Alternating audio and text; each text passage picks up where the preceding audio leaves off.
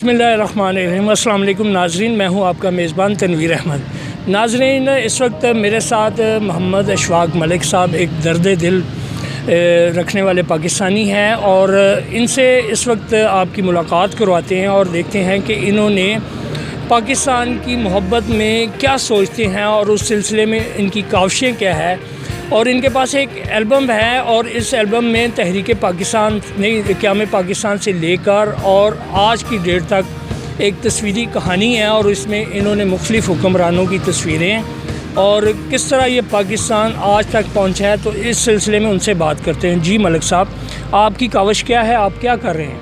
मैं लाहौर में जी outdoor association का सदर हूँ और ये है कि मैं एडवर्टाइजिंग से मुतल्लिक मेरा शोबा है और उसी में मैं काम कर रहा हूँ। अच्छा, नहीं, ये आपने क्या तैयार किया है? ये एक एल्बम है जी, इसको मैं एक टच देता हूँ हिस्ट्री ऑफ पाकिस्तान के हवाले से। ठीक है। हम नतीजा ना, ये हमारी जो यंग जनरेशन है या हमारे जो मेरे हम उम्र हैं या दोस्त हैं, ये अब उन सब के लिए एक मैसेज है कि अगर हम पाकिस्तान से मोहब्बत नहीं करेंगे, पाकिस्तान के बेटे नहीं बनेंगे, तो मैं समझता हूँ कि ये है कि हमारा जो इल्लामा इकबाल का जो एक विजन था, एक जो क़याद-ए-आज़म का जो एक विजन था, एक मज़हब इस्लामी रियासत का, तो वो जहाँ पे जिस वक्त पाकिस्तान बना था, क्या जी, ये उस वक्त के हमने जो जज्बात थे, क़ुव्वत ईमानी की जज्बात थे और कायद के साथ मोहब्बत का एक इज़हार भी था, तो ये एक टच दिया हमने। उसके बाद ये है कि ये हमने कैंसर की जंग का एक टच किया जी। अच्छा, तो उस वक्त ये जज्बात थे हमारे फाइटर्स के कि आप देखें ज़मीन के ऊपर बैठ के प्लान कर रहे हैं कि क्या करना है।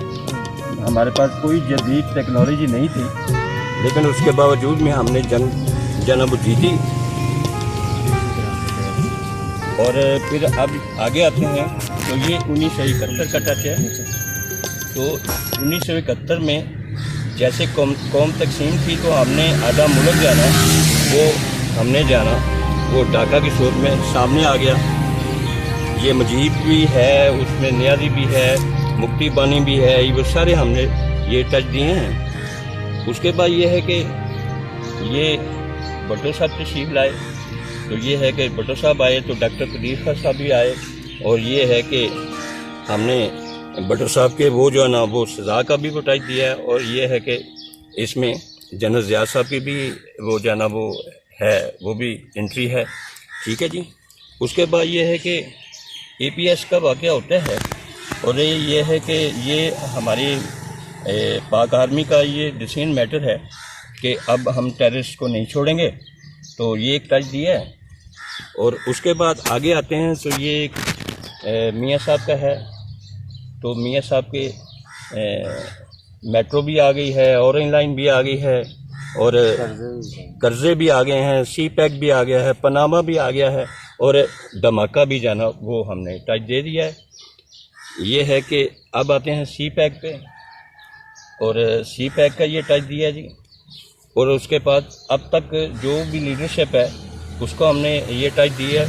और ये है कि लीडरशिप में मैं समझता हूँ कि क़याद-ए-आज़म का जो एक किरदार है बानी पाकिस्तान का, उनके किरदार का जो है ना वो ये है कि उनके किरदार जैसी क्लैरिटी हमने जो है ना वो किसी में नहीं देखी, तो ये है कि हमने ये एक टच दिया है।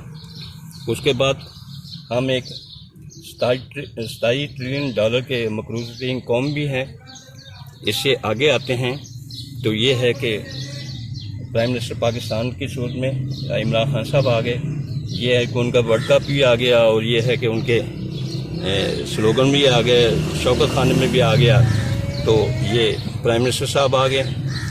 और उसके बाद ये है कि ये चूँकि हमने थोड़ा सा पहले की थी, तो ये है कि ये एक तरह की पूरी ज़िम्मेदारी है हमारे ये जो सरबराह हैं, इनकी ज़िम्मेदारी है कि कौम को एक क्राइसिस से निकालें। इसके बाद एक ये अपना एक ये G7 के नाम पे मैसेज है गिलानी साहब का, दुनिया के मुनसिफ हो बहते हुए कश्मीरियों के खून की फरियाद सुना। ये एक अच्छा मैसेज है। اور اس سے آگے آتے ہیں تو یہ ہے کہ یہ ثاقب نثار صاحب ہیں، انہوں نے ڈیم کے لیے کافی ہائی لائٹ کیا، محنت بھی کی، اور یہ ہے کہ فنڈ انہوں نے جمع کیا ہے، اور یہ ہے کہ انہوں نے، ان کا کہنا یہ ہے کہ یہ کون ذمہ دار ہے، اور یہ ہے کہ قرضے بھی کافی ہیں، یہ 25 تک تو جانا ایک واٹر کرائسس ہو گئے، تو اس صورت میں بھی یہ انہوں نے ہائی لائٹ کیا، تو ہم نے ان کا یہ ٹچ دیا، لیکن ہمارا کہنا یہ ہے کہ غریباں دی گل کون سنے گا، وہ ہماری بھی تو سنو نا۔ یہ میری طرف سے ایک جناح ڈیم کی پرپوزل ہے، اور یہ ہے کہ یہ پرپوزل، یہ ڈیم کہاں بننا ہے، کیسے بننا ہے، اس کا کیا پیپر ورکنگ ہے، اور یہ ہے کہ اس کا مطلب لوکیشن کیا ہے، یہ ساری چیزیں اگر مجھ سے کوئی ادارہ یا کوئی ہائی اتھارٹی جو وہ اگر ٹچ کرے تو میں اس پہ بریفنگ دینے کے لیے بھی تیار ہوں۔ پھر یہ ہے کہ آج تک قوم نے سکھ نہیں دیکھا، بلکہ اس میں سکھ میں اندھیرے نظر آتے ہیں، تو اس میں ہم نے ایک میسج دیا، پھر کون بچائے گا پاکستان۔ تو یہ ہے ایک مدی جانا، اس پوزیشن میں ہم پھر کہتے ہیں بنو سن آف پاکستان، بچاؤ قائد کا پاکستان۔ اور اس میں میں ایک فکرہ اور مینشن کر رہا ہوں کہ یہ ہے کہ جو فخر سے شاہ محمود قریشی صاحب میرا فکرہ یوز کرتے ہیں، انہوں نے پلاٹ اڈے سے میرے بینرز کے اوپر دیکھا، اور یہ ہے کہ وہاں سے انہوں نے فکرہ لیا، اور یہ فکرہ امریکہ تک اس کی وہ گونج ہے نا، وہ پوری دنیا میں نظر آئی، لیکن ہمیں اتنا بھی نہیں پوچھا کہ یار اس فکرے کی تہ تک کیسے جایا جا سکتا ہے۔ ٹھیک ہے جی، پھر آگے آتے ہیں اس دعا کے ساتھ کہ اے رب ہمارے ملک کو اپنا غیر کچھ شر سے محفوظ فرما، لو پاکستان، سن آف پاکستان۔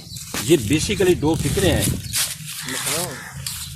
اس کے بغیر عام کسی کام کے نہیں۔